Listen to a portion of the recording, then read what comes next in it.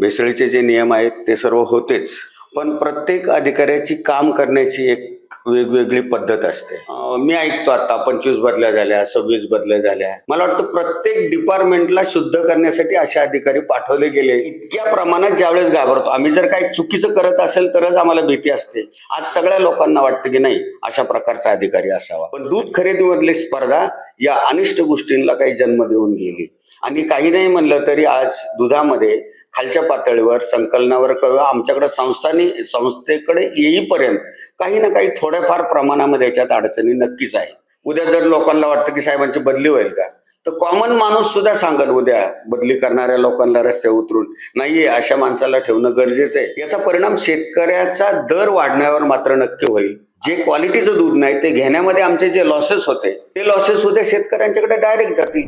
सध्या राज्यात दूध आणि दुग्धजन्य पदार्थांमध्ये भेसळीचे प्रमाण जास्त प्रमाणात आढळून येते आणि अधिकारी तुकाराम मुंडे यांच्या नेतृत्वाखाली कुठेतरी धडक कारवाई जी आहे ती होती. मात्र याचा परिणाम दूध व्यावसायिकांवर काय होतो या सगळ्या संदर्भात आज आपण बोलणार आहोत.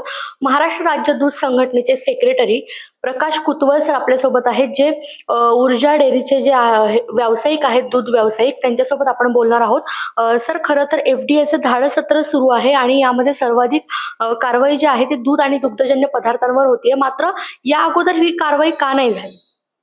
नमस्कार. खरं तर आता मुंडे साहेब आल्यापासून याच्यामध्ये जी जागृती झाली ही वस्तुस्थिती खरी आहे. मागील काळामध्ये हे सर्व नियम आपल्यासाठी, भेसळीचे जे नियम आहेत ते सर्व होतेच. साहेब आल्यानंतर कुठले नव्याने नियम केलेले अशातला काही कुठला भाग नाहीये.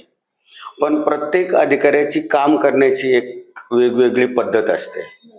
आता त्यांचं डिपार्टमेंट आहे. आम्ही तर आमची इंडस्ट्री, खरं तर मुंडे साहेब आमच्या अन्न व औषध प्रशासनामध्ये आयुक्त आल्याचं आमच्या इतका आनंद कुणाला झालेला नाही.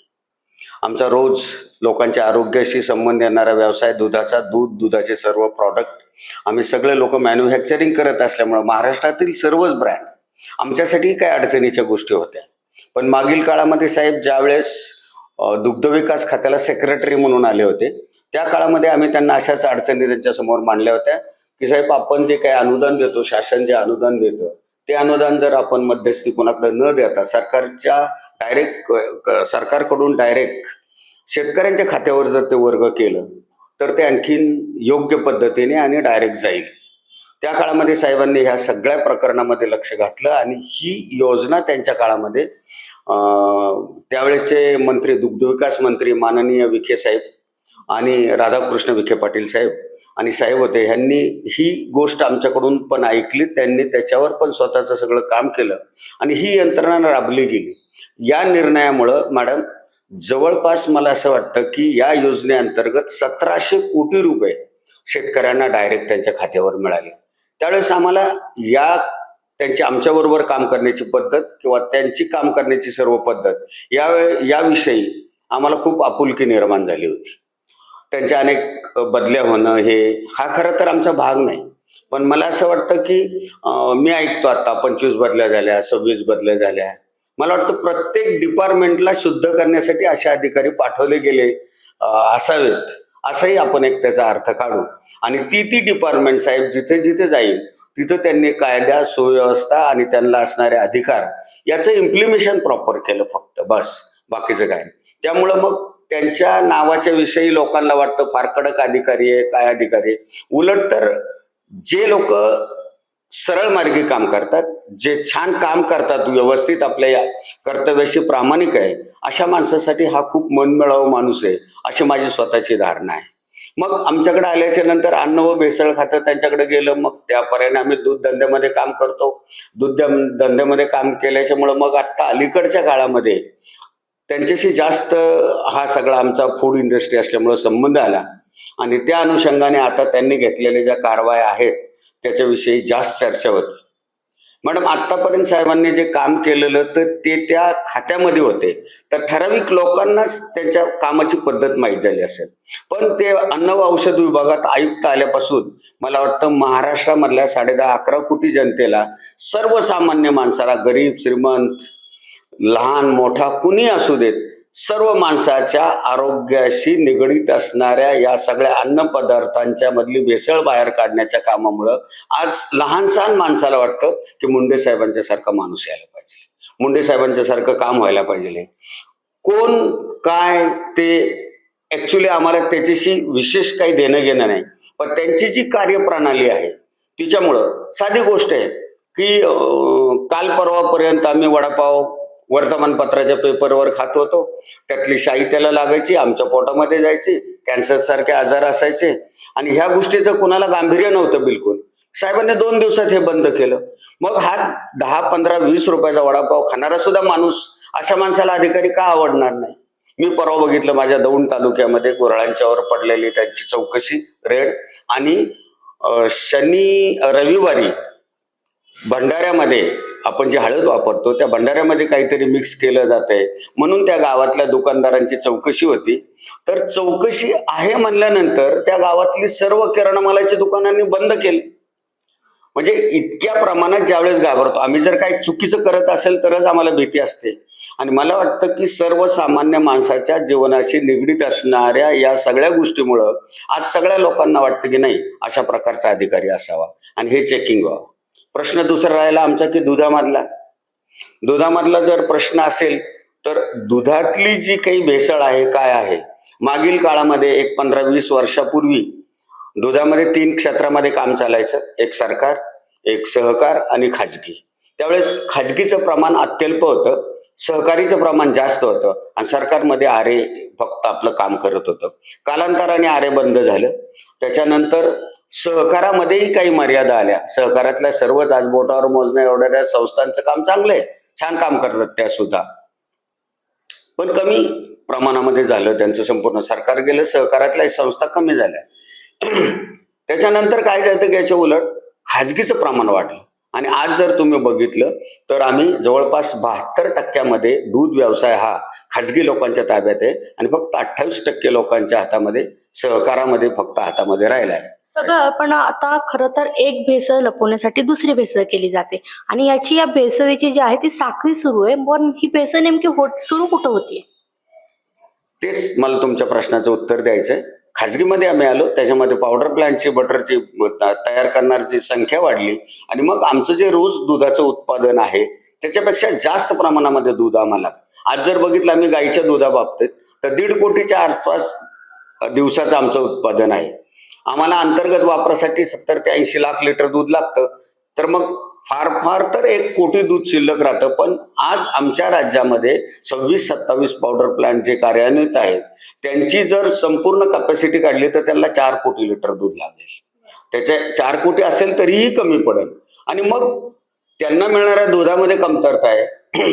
दूध खरेदीमधली स्पर्धा, एका बाजूने तिचा चांगलाही फायदा झाला की लोकांचा, शेतकऱ्यांचा रेट वाढला, पण दूध खरेदीमधली स्पर्धा या अनिष्ट गोष्टींना काही जन्म देऊन गेली आणि त्याच्यामध्ये आज आम्हाला जर बघितलं तर संकलन पातळीवर किंवा आमच्या बाकीच्याही ठिकाणी काही नाईलाज आहे म्हणून दूध स्वीकृती होती, अशा ठिकाणी या भेसळीचा जन्म झाल्यामुळे ह्या लोकांचं फावलं आणि काही नाही म्हणलं तरी आज दुधामध्ये खालच्या पातळीवर संकलनावर किंवा आमच्याकडे संस्थेकडे येईपर्यंत काही ना काही थोड्याफार प्रमाणामध्ये याच्यात अडचणी नक्कीच आहे. आम्हाला वास्तविक पाहता कुठल्याही दूधवाल्याला, कुठल्याही दूध संस्थेला असं दूध असावं असं मुळीच नाही किंवा घ्यायची इच्छाही नाही. पण आज रोजी काही गोष्टी आमच्याही प्रमाणाच्या, म्हणजे आमच्याही याच्या कंट्रोलच्या पलीकडे गेल्यात. त्यामुळे ह्या गोष्टींच्यावर आम्ही पण फायटिंग करत आहोत. पण आम्हाला याच्यामध्ये साहेब आल्याने हे जास्त सोपं झालं. पण खरं तर पनीर, तूप आणि खवा यामध्ये भेसळ कशी केली जाते? कारण खरं तर पनीरमध्ये जास्त ही भेसळ आढळून आली. पनीरचा प्रश्न आम्ही पहिल्यापासून हा मांडत आलो की पनीर हा शब्द तुम्ही अशाचसाठी वापरू शकता की जे दुधापासून तयार केलेलं आहे. पण पनीरमध्ये दुसरा एक ॲनालॉग चीज नावाचा प्रॉडक्ट आहे ज्याला कायदेशीर नाव आहे ॲनालॉग चीज. पण ॲनालॉग चीज नावाचा पदार्थ पनीर म्हणून घ्यायला मान्यता नाहीये. पण पनीरच्या नावाखाली हा विकला जायला लागला कारण त्याची प्रोडक्शन कॉस्ट 150 ते 180 रुपयाच्या खाली आहे. पनीर 300 ते 350 रुपयापर्यंत जातं आणि मग हे वेगळ्या लाईनला सगळं. तसं जर बघितलं तर हॉटेल लाईनला पनीर तुमच्या खाण्यात येतं त्यावेळेस मसाल्यामध्ये येतं आणि मसाल्यामध्ये असल्यामुळे ओरिजिनल पनीर काय ॲनालॉग चीज हे तुम्हाला समजत नाही. आणि ह्या पैसा कमी पैशाला मिळतं या प्रवृत्तीतून अॅनालॉग चेसचा हा प्रकार वाढला. हा ज्यावेळेस आम्ही साहेबांच्या कानावर घातला त्यावेळेस आपले महाराष्ट्रामधले विक्रम पाचपुते यांच्या आमदारांचं नाव घ्यायला नक्की हे होईल. या कामामध्ये त्यांनी योगदान जास्त दिलं. हे पुढे जाऊन याच्यामध्ये चांगलं काम झालं आणि साहेब योगायोगाने आले. त्याच्यानंतर मग आता ह्या डुप्लिकेट पनीरवर, आम्ही त्याला डुप्लिकेट पनीर म्हणतो, याच्यावर मोठ्या प्रमाणात कारवाया झाल्या. जसं पनीर डुप्लिकेट प्रमाण जसं आत्ता तुम्ही त्याच्यावर कारवाई करून त्याच्यामध्ये खरं तर हा व्यावसायिक आता घाबरलाय. भेसळ करणाऱ्या प्रत्येक माणसाची आज थराट झालेली आहे. पडणाऱ्या सगळ्या कारवाया, साहेबांच्या कामाची पद्धत, हे सगळं जर आतापर्यंत ह्यांनी अनुभवलंय, सगळ्यांना माहिती आहे. त्यामुळे आज हा प्रत्येक माणूस घाबरलाय. हे याच्यामधलं मोठं यश आहे मॅडम, हे संपूर्ण याच्यामधलं. त्यामुळे जसं पनीर मधला माणूस आहे तसंच खव्यामध्ये काय अनिष्ट प्रकार चालायचे. आपल्याकडे खवा MP मधून यायचा, पनीर आपल्याकडं कर्नाटक मधून येते, काही इथले लोक आहेत. या सगळ्या लोकांना आज रोजी बऱ्यापैकी चाप बसलेला आहे या माध्यमातून. मग पनीर, खवा, तुपाच्या बाबतीत जर म्हणताल तर तुपामध्ये व्हेज ऑइल नावाचं किंवा ज्याला कलर नाही, इसेन्स नाही, अशा प्रकारचं ऑइल टाकायचं. तूप घ्यायला गेला तुम्ही गाईचं तर 750 रुपयाच्या खाली ती विक्रीला परवडत नाही. पण हे 200-250 रुपयाचं 200 रुपयाचं ऑइल त्याच्यामध्ये काही प्रमाणामध्ये टाकलं तर त्याची कॉस्ट खाली येते. आणि मग अशा लोकांचं मध्यंतरी जे ट्रेडिंग करतात अशा लोकांचं या भेसळीमध्ये जास्त अलीकडच्या काळामध्ये प्रमाण वाढलं होतं. आणि मला वाटतं की साहेब आल्याच्या नंतर या ज्या गोष्टी आहेत याला कंट्रोल बसला. आता आम्ही मुंडे साहेब का बोलतो की खातं तर तेच आहे, अन्न व औषध विभाग तोच आहे, अधिकारी तेच आहेत, फक्त नव्याने साहेब आले. कायदे पण आपण बोललो की कायदे तेच आहे. मला असं वाटतं की मी तुम्हाला बोलेल की मी तुम्हाला एखादा डिमांड ड्राफ्ट दिला, तो कागदाचा ड्राफ्ट आहे म्हणून तुम्ही वहीमध्ये ठेवला तर त्याची काहीच किंमत नाही. पण तुम्ही तो जर खात्यावर भरला तर तुमच्या सगळ्या अडचणी सुटतील. तसा हा आमचा मुंडे साहेब म्हणून स्टेट बँकेचा डिमांड ड्राफ्ट आहे की जो ज्यांनी दिलाय त्यांनी जरी स्टॉप पेमेंट करायचं ठरवलं तरीही जमत नाही, असा नक्की वाटणारा ड्राफ्ट असल्यामुळं आम्हाला त्याचे आत्ता हे जे बाकीचे फायदे आहेत ते मिळतात. आणि महाराष्ट्रातला सर्वसामान्य माणूस, गोरगरीब आज नक्कीच काम चांगलं झालं की त्यांचं गुणगान करेल. उद्या लोक बोलतात की त्यांची पण लगेच बदली होईल, काय होईल, ही गोष्ट मला माहीत नाही.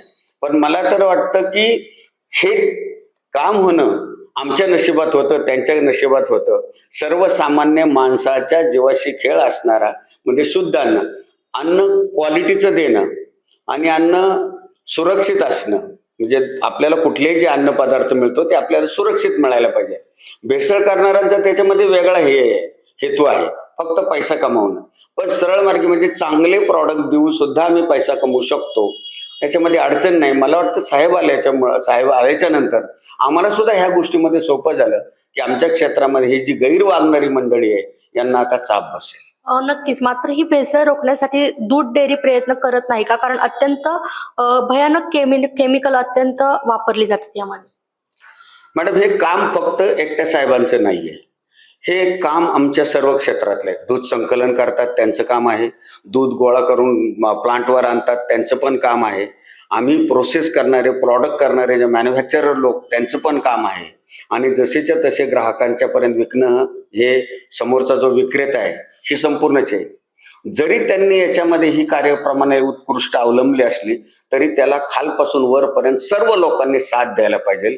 आणि आज रोजी त्यांच्या या कामाचं आम्हाला सर्व लोकांना गरज आहे.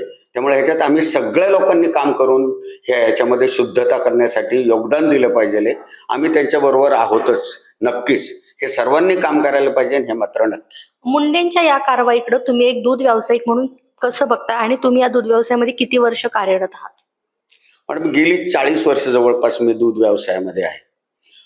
मला प्रामाणिकपणाने एवढं सांगायचं की अधिकारी आल्याच्या नंतर त्यांनी त्याचे अधिकार कसे वापरावेत, त्यांनी त्याच्या खालच्या संपूर्ण यंत्रणेवर कुठल्या पद्धतीने कुठल्या पद्धतीने काम करून घ्यावं, हा वेगवेगळा ज्याचा त्याचा प्रश्न असेल. पण तो अधिकारी तितका निष्कलंक असेल तरच इमेज तुम्ही साहेबांनी, मी तर म्हणतो की 11.5 कोटी जनतेचं दायित्व स्वीकारलं, जबाबदारी घेतली की मी यांना उत्कृष्ट पद्धतीचं फूड देईल, सगळ्या प्रकारचं. त्याच्यामध्ये नॉट ओनली मिल्क, दूधच नाही तर सगळ्या प्रकारचं. ते तितक्या त्या ठिकाणावर राहून ज्या पद्धतीने काम करतात, खालच्या लोकांनाही मान्य आहे की यांना कुठल्याही प्रकारची चुकीची गोष्ट मान्य नाही. त्यामुळे त्यांचा सर्व लोकांच्यावर इम्पॅक्ट आहे. त्यामुळे साहेबांच्याकडून, त्यांच्यासारख्या माणसाकडून हे काम होऊ शकतं. म्हणून आता मोठ्या प्रमाणामध्ये हे सगळं धाडसत्र आणि ह्या भेसळखोरांची पळापळ झालेली आहे. त्यामुळे साहेबांच्याकडून आम्हाला अपेक्षा आहेच की याच्यामध्ये त्यांच्याकडूनचं जे काम होईल ते या सगळ्याच लोकांसाठी आणि हे सर्वसामान्य माणसासाठी काम झाल्यामुळं आज त्यांना, तुम्ही जर समजा उद्या जर लोकांना वाटतं की साहेबांची बदली होईल का, तर कॉमन माणूस सुद्धा सांगेल उद्या बदली करणाऱ्या लोकांना रस्त्यावर उतरून, नाहीये अशा माणसाला ठेवणं गरजेचं आहे आणि ते तुमच्या माझ्या सगळ्या लोकांच्या हितासाठी, आरोग्यासाठी काम होतंय. त्यामुळे त्यांच्यासारख्या माणसाची आम्हाला गरज आहे. ही जी भेसळ होती याचा तुटवडा, दुधाचा तुटवडा पडेल का या भेसळीमुळे आणि याचा फायदा शेतकऱ्यांना होईल असं वाटतंय का? एक आहे की आपल्याकडं जे डोमेस्टिक वापरासाठी दूध लागतं आपल्या महाराष्ट्राला, त्याच्यापेक्षा जास्त दुधाची निर्मिती आपल्याकडे आहे. त्यामुळं ग्राहकांच्या पातळीवर सर्वसामान्य ग्राहकाकडे तुटवडा पडेल अशातला भाग नाही. पण याचा परिणाम शेतकऱ्याचा दर वाढण्यावर मात्र नक्की होईल असं आज मला तरी वाटतंय. कारण दुधाचं काही नाही म्हणलं तरी याच्यामध्ये मी तुम्हाला पर्सेंटेजवर वगैरे बोलू शकणार नाही, कारण आमच्या दूध क्षेत्राची त्याच्यामध्ये हानी आहे संपूर्ण. त्याच्यामध्ये पण ज्यावेळेस आम्ही एकदम चांगल्या प्रकारचं दूध येईल, भेसळ रहित दूध असेल, तर अशा वेळी त्या दुधाला 2 पैसे वाढून द्यायला आम्हालाही परवडेल. कारण जे क्वालिटीचं दूध नाही ते घेण्यामध्ये आमचे जे लॉसेस होते, ते लॉसेस उद्या शेतकऱ्यांच्याकडे डायरेक्ट जातील चांगलं दूध दिलं. त्यामुळं मला असं वाटतं की या सगळ्या गोष्टींचा फायदा शेतकऱ्याचा दर वाढून देण्यामध्ये सुद्धा होईल. नक्कीच शेवटचा प्रश्न आहे सर, की मुंडेंनी आणखी कोणत्या ह्याच्यात कारवाई केली पाहिजे, कशा प्रकारच्या कारवाईवर मुंडेंनी आणखी लक्ष दिलं पाहिजे असं तुम्हाला वाटतं? साहेबांसारख्या माणसाला मी काय सांगणं तर योग्य नाहीये. मुळातच त्यांचा सर्वांगीण अभ्यास आहे. आतापर्यंत ज्या आमच्या सगळ्या अनुभवामध्ये आलेले आहेत ते आम्ही सर्वांगीण दृष्ट्या त्यांना बघितल्याच्या नंतर ह्या गोष्टींच्या सगळ्या जाण आहे. पण आता साहेबांनी साधा हळद हा विषय इथपासून तर हातामधल्या वडापावच्या पेपरपर्यंत लक्ष घातलेलं आहे. त्यामुळं आता जे काम चाललेलं आहे हेच काम याच पद्धतीने चालण्यासाठी हा माणूस जरा जास्त काळ आमच्याबरोबर असावा अशीच आमची प्रार्थना असेल. तर सर्व गोष्टींच्या मध्ये महाराष्ट्रामध्ये कुठल्याही खाण्याच्या पदार्थामध्ये भेसळ राहील असं मला नाही वाटत. मुंडेंची ही कारवाई तुमच्यासाठी फायदेशीर ठरू शकते असं वाटते दूध व्यावसायिक म्हणून? आम्हाला कारवाई फायदेशीरच नाही, आम्हाला त्याचा आनंदही खूप आहे की या ज्या त्रुटी आहेत ज्या आम्हाला दूर करता येणं शक्य नव्हतं, त्या त्यांच्या निमित्ताने हे सगळं स्वच्छ वातावरण होते, हे सगळं शुद्धीकरण होते.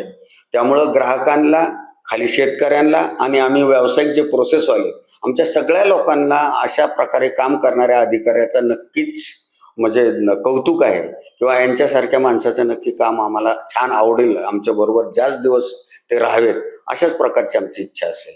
नक्कीच सर, खूप खूप धन्यवाद. खरं तर आपल्याला दूध व्यावसायिकांनी स्वतः सांगितलेलं आहे की आम्हाला त्यांचा हे जे कारवाई आहे ती फायदेशीरच नाही तर अत्यंत आम्हाला आनंद आहे, कारण असा माणूस आमच्यासोबत खूप दिवस राहिला पाहिजे, अशा प्रतिक्रिया ज्या आहेत त्या दूध व्यावसायिकांकडून देण्यात येत आहेत.